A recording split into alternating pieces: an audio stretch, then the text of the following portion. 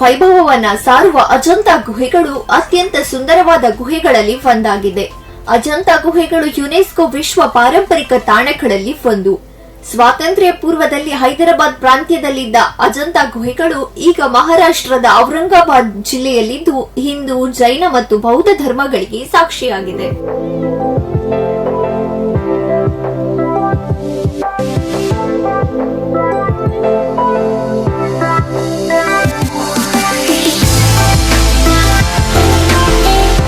Ajanta ಗುಹೆಗಳನ್ನ 1983ರಲ್ಲಿ UNESCO ವಿಶ್ವ ಪಾರಂಪರಿಕ ಪಟ್ಟಿಯಲ್ಲಿ ಸೇರಿಸಲಾಯಿತು.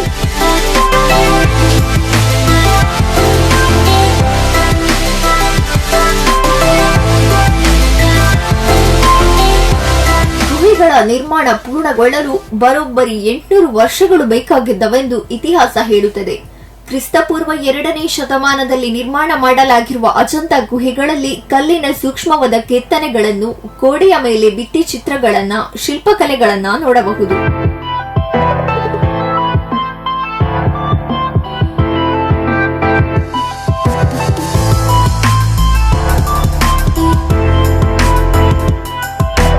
ಬೆಟ್ಟವನ್ನು ಕೊರೆದು ರಚಿಸಲಾದ 29 ಗುಹೆಗಳು ಬುದ್ಧನ ಜೀವನವನ್ನ ವರ್ಣಿಸುವುದಲ್ಲದೆ ಬೌದ್ಧ ಧರ್ಮದ ಪ್ರಭಾವವನ್ನ ಸಾರುತ್ತವೆ. ಐತಿಹಾಸಿಕ ತಾಣವಾದ ಅಜಂತ ಗುಹೆಗಳಿಗೆ ವರ್ಷದ ಯಾವುದೇ ಕಾಲದಲ್ಲೂ ಭೇಟಿ ನೀಡಬಹುದಾಗಿದೆ.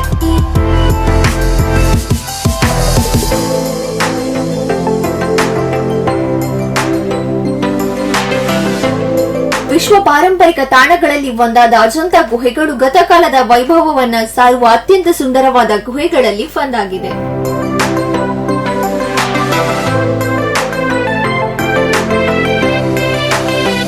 ನ್ಯೂಸ್ ಡೆಸ್ಕ್, ಸ್ಪಂದನಾ ಟಿವಿ, ಉಡುಪಿ.